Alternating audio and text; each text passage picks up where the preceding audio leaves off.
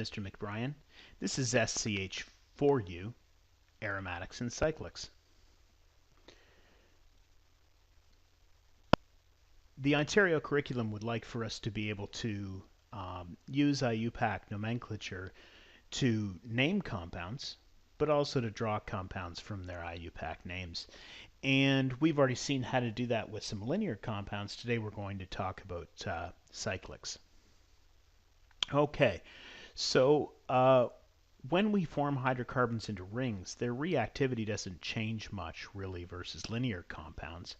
However, there are some challenges with regards to naming them. We have to make sure that we understand clearly which carbon is number one.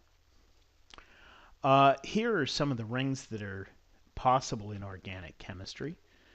So we can go from propane through butane, pentane, hexane, heptane, and even higher up, forming 8-member rings, etc.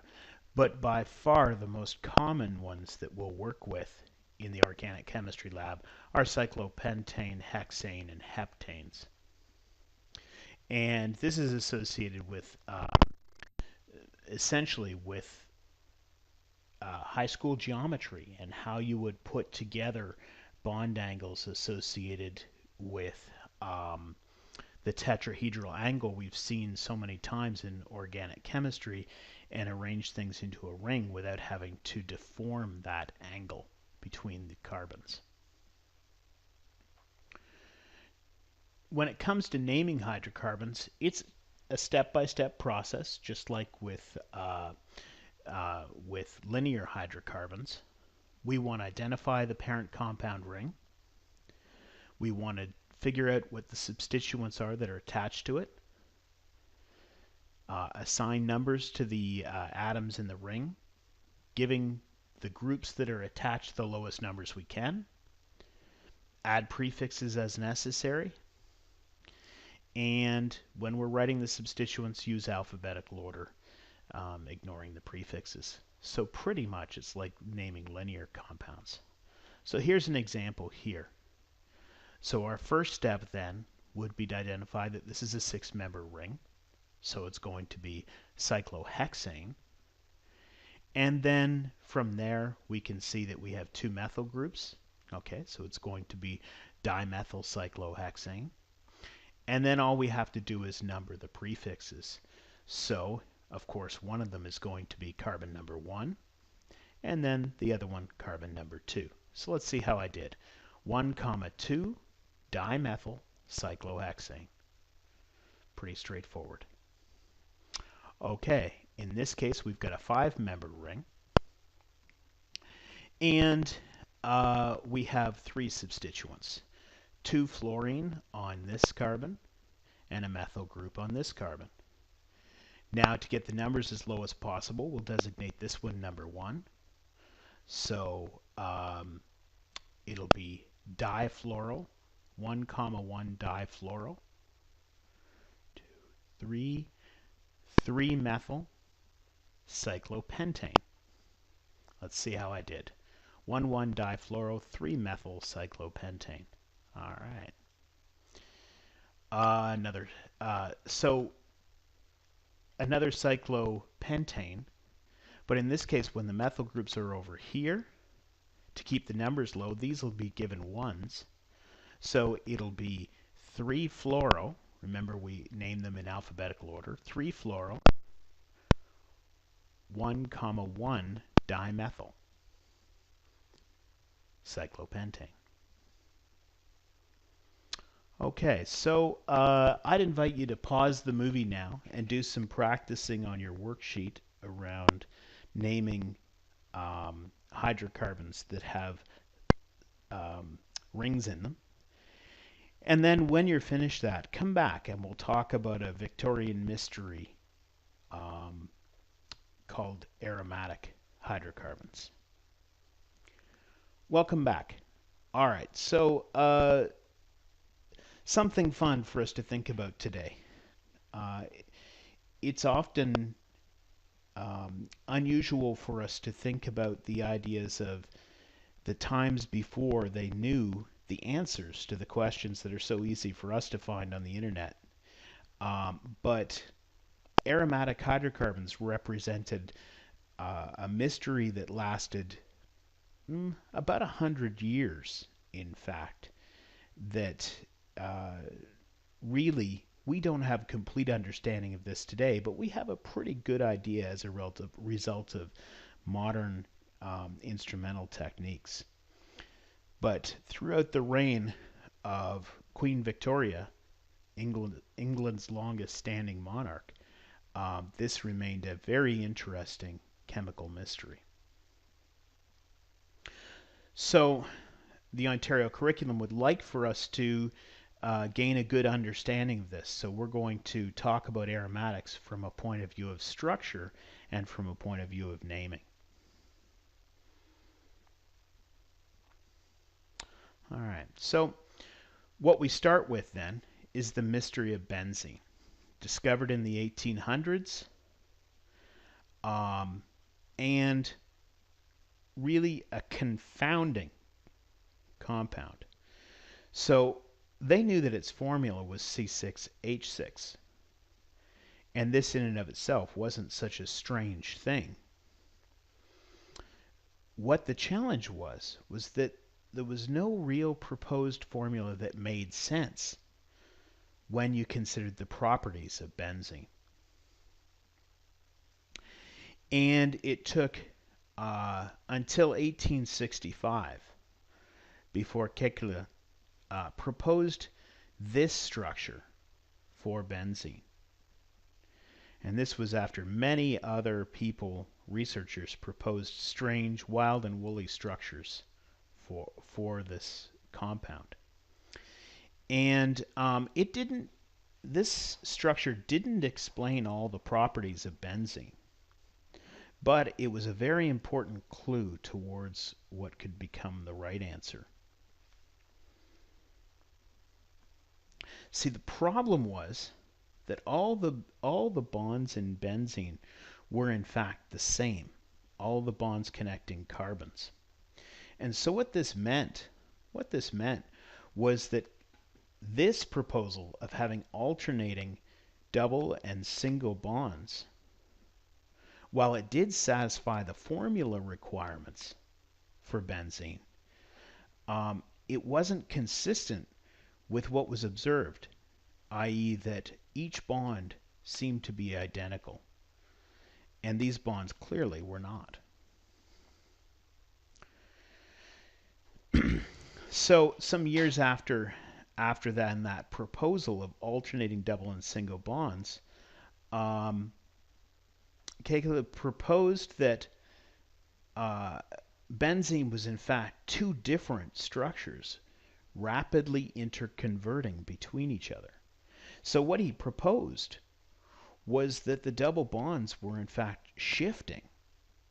They were moving around the ring. So if the oscillation between these two structures was fast enough, might appear on a macroscopic scale, might appear to us as if those bonds were identical.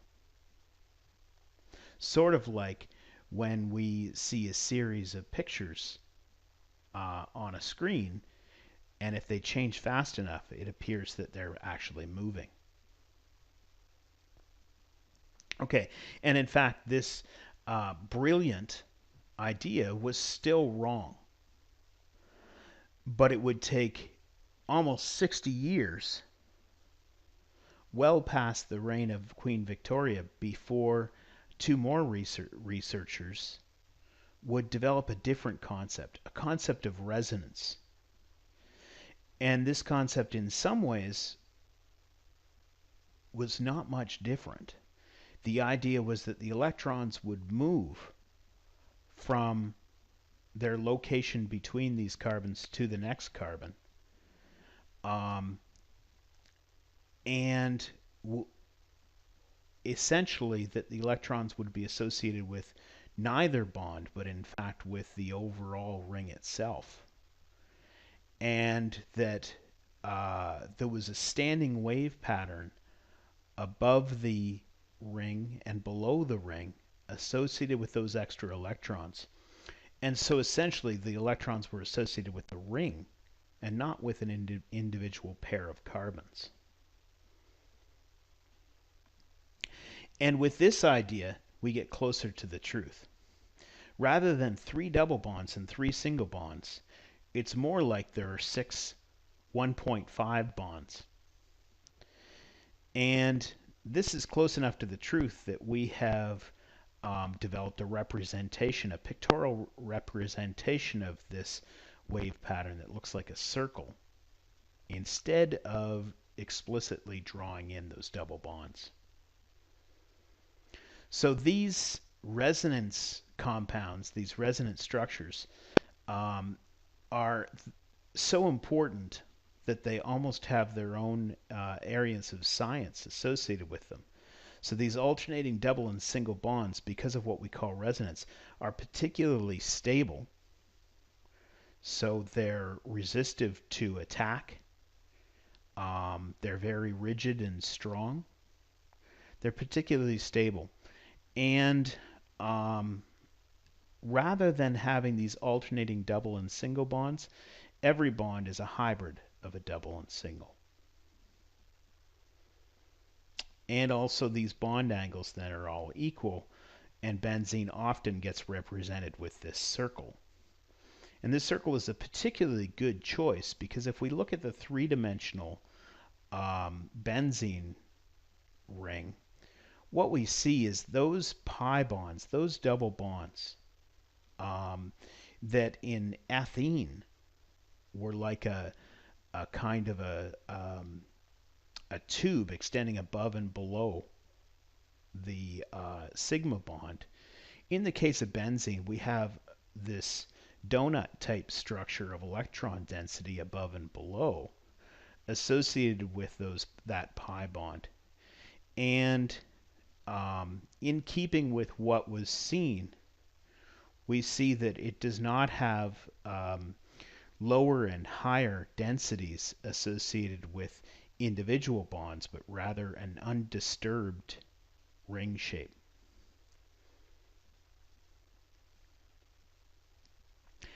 And we often talk about those electrons as being delocalized in the sense of they're associated with the ring structure rather than with individual carbons or individual bonds.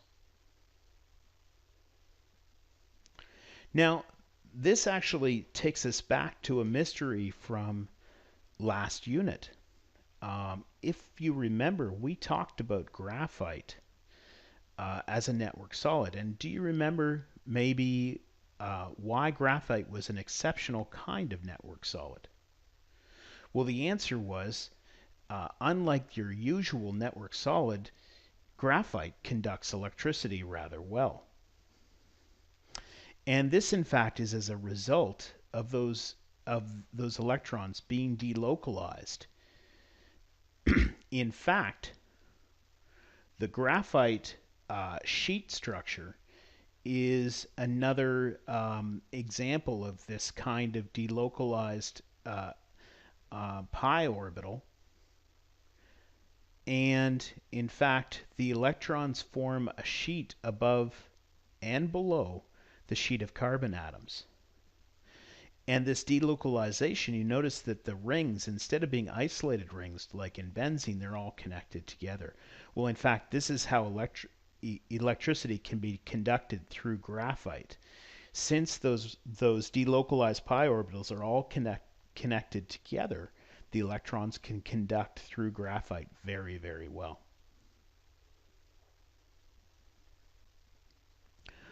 Okay, so we also have to be able to name these compounds, these aromatic compounds. And in fact, we name them with one of two situations. So if we have small alkyl groups or non-organics connected on a benzene ring, we'll use benzene as the parent compound and simply call it something benzene. On the other hand, if we have large chains and a benzene group is attached, we'll use the chain as the parent, and we'll talk about benzene as a substituent.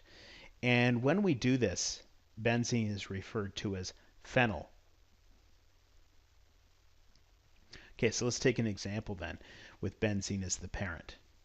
So here we have one of the depictions of benzene here with the alternating double and single bonds we have to be able to recognize.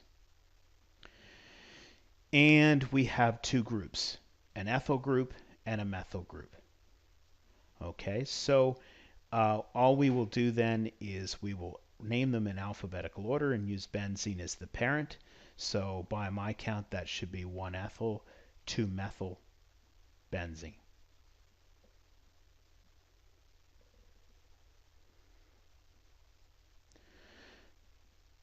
Example 2, benzene is the parent once again. And again, we're going to have 1, 2, and in this case, chloro is lower on the alphabetical order. So 1 chloro, 2 fluorobenzene. Now, as the substituent, we can have a nice long chain here, 2, 4, 6, 8, 9. So this will be nonane. 1, 2, 3, 4. So 4-phenyl nonane. There we go. Another example. So in this example, we have 2 attachments to cyclohexane. So benzene becomes a substituent because cyclohexane is the parent. And of course, we have 1 ethyl 4-phenyl cyclohexane. Now, benzene, we have a situation where there are certain substituents on benzene that are so well known that we have accepted common names for these. And some examples of these, we have aniline, benzoic acid, phenol, and toluene. So in these cases, it's preferred if you actually name things according to this as your parent structure instead of benzene. So they can be the basis of systematic names. So in this case, we've got aniline, and it's 2-methylaniline. We've got benzoic acid, it's 2-methylbenzoic acid. Now, when it comes to functional groups and their location relative to each other, this can be extremely important to reactivity. And for this reason, they have been given special names for the different ways that they can be situated in relation to each other. So if we have two functional groups that are side by side, i.e. 1 and 2, we call those ortho. If they're separated by 1 carbon, we call it meta. And if they're on opposite sides of a 6-member ring, then we call it para. So if we wanted to name this compound then, we'd recognize that it's based on phenol. And then what we need to do is recognize that the amino group is beside it. So this could be 2-aminophenol. Or, if we're naming it according to the other convention, it would be orthoaminophenol. Or, in this case, this would be 3-ethyl toluene or meta-ethyl toluene. We also in our class it'll be perfectly acceptable for you to name things based on benzene, but you will need to be able to recognize the opposite, the toluene derivatives here. Okay, in this case, aniline, but we have 2, 3, 4 ethyl aniline, or para-ethyl aniline.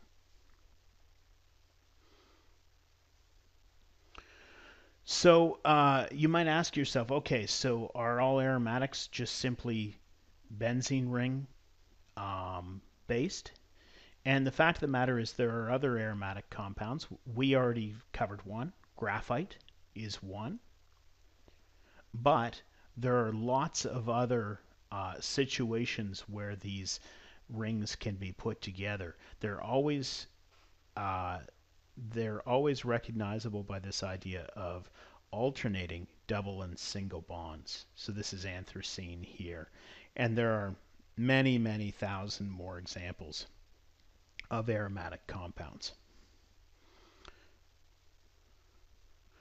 Okay, so I'd encourage you to pause the movie now and do some naming practice. You can design your own experiments to try to test your understanding of naming at this stage by using ChemSketch or the online ChemSpider tool. When you're finished with that, go ahead and work on the Cyclics and Aromatics worksheet. You can read the notes from today. And make sure that you take the time to memorize the benzene derivatives that we've covered here today. Thanks very much, and have a great night.